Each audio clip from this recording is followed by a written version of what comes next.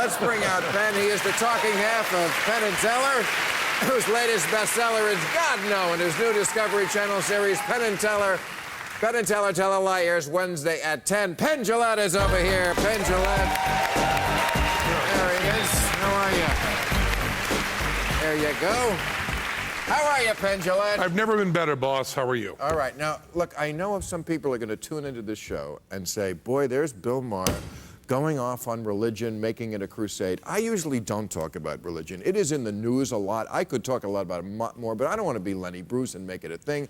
But we had this guy, I mean, at the top of the show, Pastor Jeffers. I like him a lot. And your book is about religion. The end of our show is going to be about it. But indulge me this 1 week, and let's talk about religion. Because your book is God No, and one of the things I loved about it is you try to tell us why an agnostic and an atheist need to kind of get together. Well, you know, agnostic was to begin with a weasel word.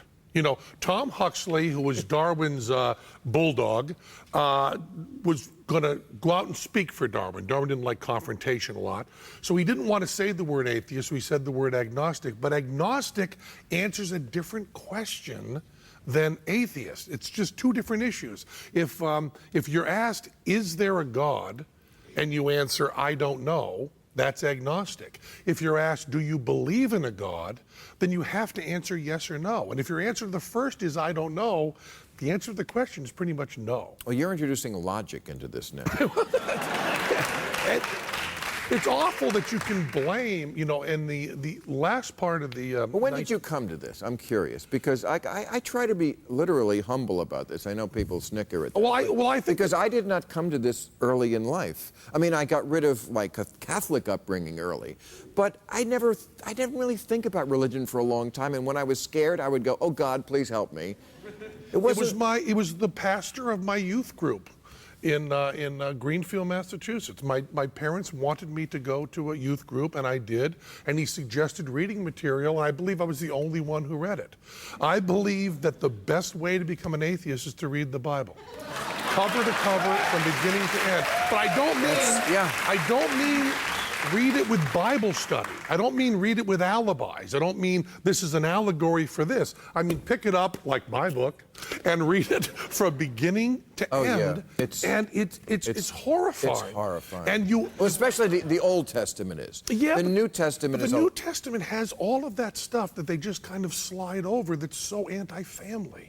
You know, Jesus says over and over, abandon your family and come with me. I mean, to me, that's more horrific than the stuff in the Old Testament, which is at least about tribes and warfare. This is about if the people you love most in the world, you must love Jesus more. And the whole idea of that is sickening. I mean, I start the book by saying, if God, however you perceive God, I don't care, you know, he, she, or it, came to you, however God speaks to you, and told you to kill your child, would you do it? And if the answer is no, then in my booklet, at some level, you're an atheist.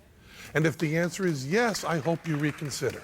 Right. I mean, I believe of course, that did happen in the Bible. Yeah, and you know, and then when you But it was a practical joke. Exactly. When you bring it up to people, they say, but God said, no, you don't really have to. And the other argument is that I find so interesting is you said earlier on at the beginning of the show about morality. And my feeling about morality is if you're doing what you're doing for reward and punishment, it's not really morality. No. When I'm raising my children, my